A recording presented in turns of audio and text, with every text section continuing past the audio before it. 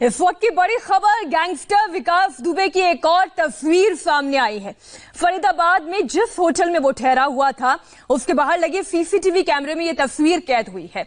एक शख्स होटल से निकलकर ऑटो में बैठकर कहीं जा रहा है और बताया जा रहा है कि ये शख्स विकास दुबे ही है। वो तस्वीर इस वक्त हम आपके सामने रख रहे हैं। फरीदाबाद के जिस होटल की हम बार बार बात कर रहे हैं, उसी होटल से निकलकर आप देख सकते हैं एक शख्स निकला और फिर एक ऑटो रुकी, वो उस ऑटो में सवार हुआ, फिर ये ऑटो आगे बढ़ गई। ये शख्स जताया जा रहा है ये विकास दुबे ही है। इस वक्त की बड़ी खबर आपको बता दें, ये लेटेस्ट तस्वीर सामने आई है। आप देख सकते हैं इंडिया टीवी पर ये पहली तस्वीर देख रहे हैं। विकास दुबे होटल से बाहर निकलता है और फिर इस ऑटो में वो सवार होता है और फिर ऑटो आगे की तरफ बढ़ जाती है। इस वक्त की बड़ी खबर आपको बता दें। अब ये देखिए, एक बार फिर से तस्वीर देखिए। हालांकि तस्वीर थोड़ी धुंधली जरूर है, लेकिन ये देखिए, ये व्यक्ति ऑटो को रुकवाता है, फिर उस ऑटो में सवार होता है, फिर ये ऑटो यहां से आगे बढ़ जाता है। क्योंकि सीसीटीवी जहां लगा हुआ था, वहां से केवल इतनी ही तस्वीर कैमरे में कैद हो पाई है। इस वक्त की बड़ी खबर आपको बता दें, विकास दुबे का करीबी अमर दुबे मारा जा चुका है। उसके 3 गुर्गे गिरफ्तार कर लिए गए हैं और अब तलाश विकास दुबे की है। विकास दुबे इस सीसीटीवी कैमरे में रिकॉर्ड हुआ।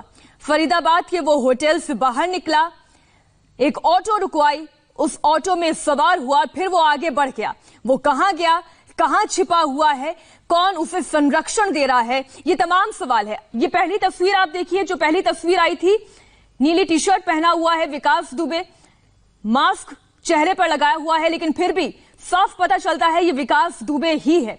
तो वहीं दूसरी तस्वीर आप देखिए, एक और वीडियो जो सामने आया, विकास दुबे होटल से बाहर निकला, ऑटो रुकवाया, ऑटो में सवार होकर वो यहां से भाग गया। ऐसी कोई घटना शायद ही सुनी गई हो जब किसी गैंगस्टर के साथ मुठभेड़ में 8 पुलिस वाले शहीद हो गए हों। लेकिन कानपुर में यह खौफनाक कांड विकास दुबे ने अंजाम दिया। आज हमने कानपुर के इस क्राइम किंग की पूरी हिस्ट्री शीट निकाली है। आज हम आपको विकास दुबे की पूरी हिस्ट्री, मिस्ट्री और पॉलिटिकल केमिस्ट्री भी समझाएंगे।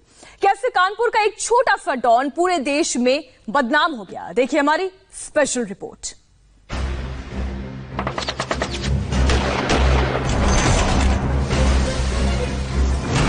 यूपी के 75 जिलों में पुलिस जिसको लगातार ढूंढ रही है। यूपी पुलिस के 300 पुलिसकर्मियों से जिसके सीधे रिश्ते बताए जा रहे हैं। यूपी के मुख्यमंत्री उसके हाथों में किसी भी कीमत पर हथकड़ियां देखना चाहते हैं। जिसने तमाम पुलिस अफसरों की रातों की नींद हराम कर दी है।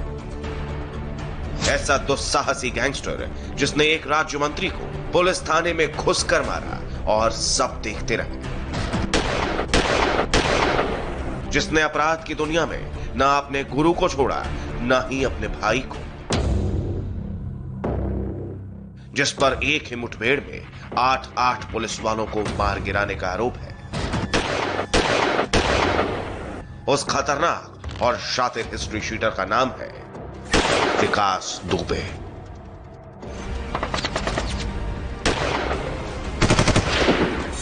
एक ऐसा बाहुबली नेता जो प्रधानी के चुनाव लड़वाते लड़वाते विधायक तय करने लगा और फिर अपनी पसंद के लोगों को संसद में एंट्री दिलवाने का ख्वाब देखने लगा। आखिर कैसे एक छोटे से अपराधी ने सत्ता की राजनीति और पुलिस की साठगांठ के साथ कानपुर में क्राइम का एक बड़ा किला तैयार कर लिया, ये सारी कहानी आज हम आपको बताएंगे। विकास दुबे कानपुर का किंग बनना चाहता था।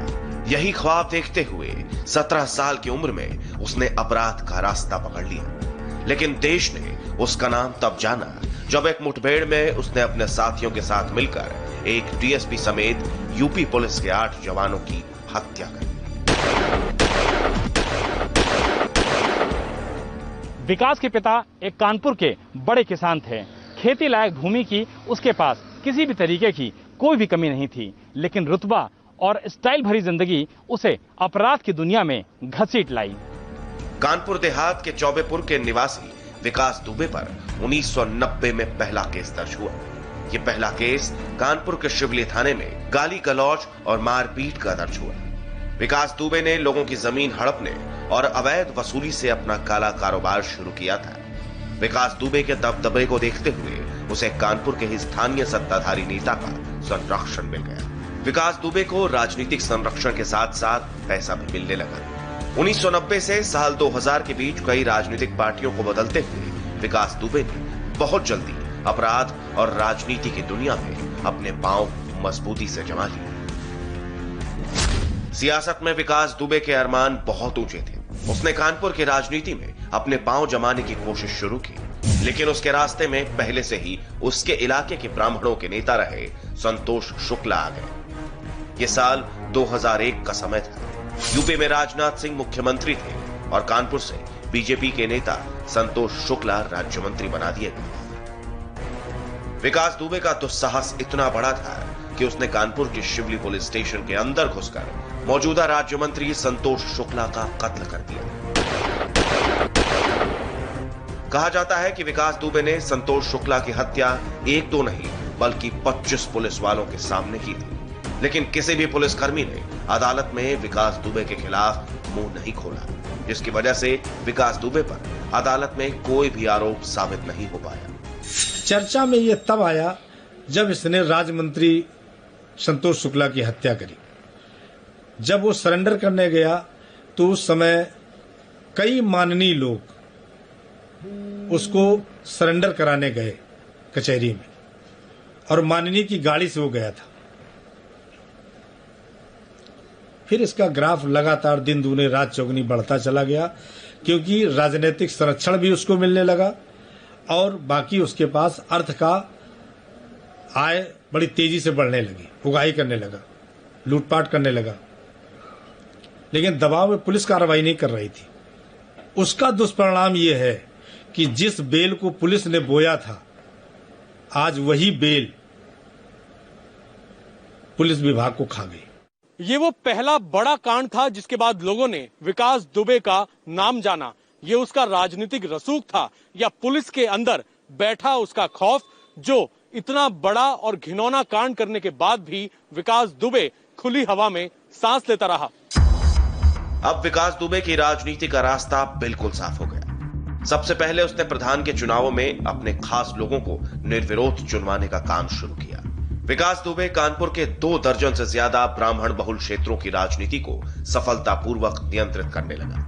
विकास दुबे लगभग 20 गांवों में प्रधानों को निर्विरोध जीत दिलवाने में सफल होने लगा। 20 प्रधानों के चुनाव निर्विरोध जीतने का मतलब है कम से कम 1 लाख वोटरों पर सीधी पकड़।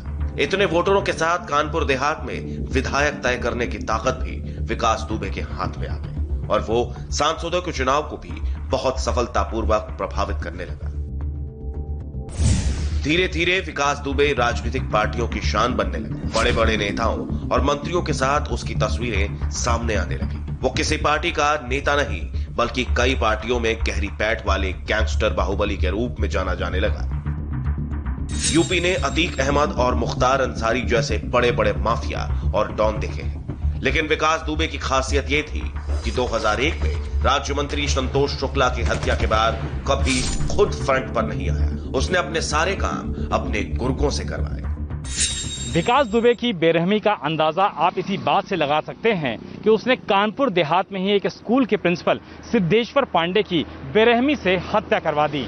बताया ये भी जाता है कि विकास ने इसी स्कूल में पढ़ाई की थी और उसे अपने ही गुरु की हत्या करने में जरा भी शर्म नहीं आई। बताया तो ये भी जाता है कि विकास ने प्रॉपर्टी के लालच में अपने ही भाई पर कई हमले भी करवाए।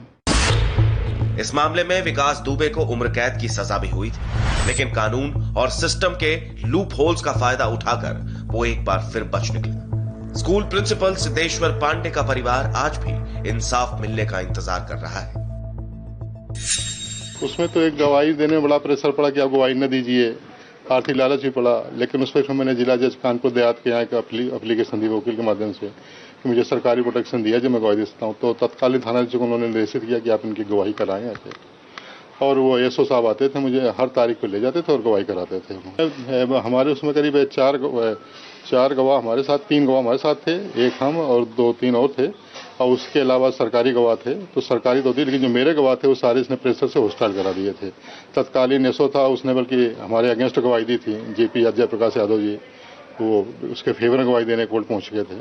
राजनीतिक संरक्षण जो किसी को प्राप्त होता है तो पुलिस वाले भी तो आखिर में उन्हीं से प्रयास से आते हैं ना, तो इसलिए वो सब दबाव में रहते हैं और वो उनके नियंत्रण में रहते हैं। इसीलिए वो थाने जाता था, उस सब प्रकार से दुस्साहस करता था, किसी पुलिस हिम्मत नहीं पड़ती। पूरे इलाके में विकास दुबे को चुनौती देने वाले सिर्फ एक ही शख्स थे, लल्लन वाजपेयी। लल्लन वाजपेयी और विकास दुबे के बीच स्थानीय चुनाव को लेकर लगातार तनातनी होती थी, लेकिन लल्लन वाजपेयी की किस्मत अच्छी थी कि वो आज भी जिंदा है। उस दिन हत्या तो मेरी होनी थी। संतोष जी आए, राजमंत्री का दर्जा प्राप्त था, गनर थे, उनके पास सब कुछ था। वो थाने में आकर किसी तरह रुक गए आके, और बहुत बड़ी मॉब में, बहुत बड़ी भीड़ के साथ ही वहाँ था। क्योंकि वो मेरे सब कुछ थे संतोष जी। फिर विरोध करना शुरू कर दिया, इसका जबरदस्त विरोध हमने किया। विरोध में मेरे यहाँ 3 हत्याएं हुई। यहाँ पे मेरे इसी घर में, इसी जगह पे जहाँ हुई, वाला बच्चा खड़ा इसी जगह पे 20 बम 20 गोली मारी गई मेरी। 3 लोगों के मांस के लोथड़े दीवार में चिपक गए ऑन द स्पॉट। मेरे पैरों से इतने छर्रे थे मेरे पैरों में, शरीर में, लेकिन शोभन सरकार की बड़ी दया थी कि मेरे गोलियां लगी, खूब लगी, लेकिन कोई सीधी गोली मेरे प्रवेश नहीं कर पाई शरीर में। मैं खुद तेज बोल रहा हूँ, जोर से बोलता हूँ ना, क्योंकि मेरे कान थोड़े से इफेक्टेड हुए उस बम कांड में। इतनी बड़ी घटना थी, बस वहीं से इसका आतंक पूरे सारे क्षेत्र में छा गया। अपराध की दुनिया में अपराधियों के भी कुछ उसूल होते हैं, लेकिन विकास दुबे का कोई उसूल नहीं था। 30 सालों तक उसके सिर पर कभी पुलिस ने कोई इनाम नहीं रखा, जबकि उसके खिलाफ 60 से ज्यादा मामले दर्ज हो चुके थे। लेकिन इसी महीने जुलाई में जब कानपुर में नए एसएसपी अजय मिश्रा ने ज्वाइन किया, तो पहली बार विकास दुबे पर 25,000 रुपए का इनाम रखा गया। इसी के 2-3 दिन बाद वो खतरनाक मुठभेड़ हुई, जिसमें यूपी पुलिस ने अपने 8 जवानों को खो दिया।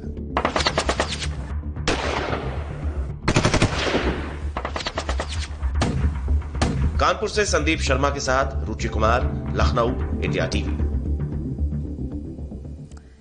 फिलहाल रुक रहे हैं छोटे से ब्रेक के लिए। ब्रेक के बाद देखिए लाइन ऑफ एक्चुअल कंट्रोल से जुड़ी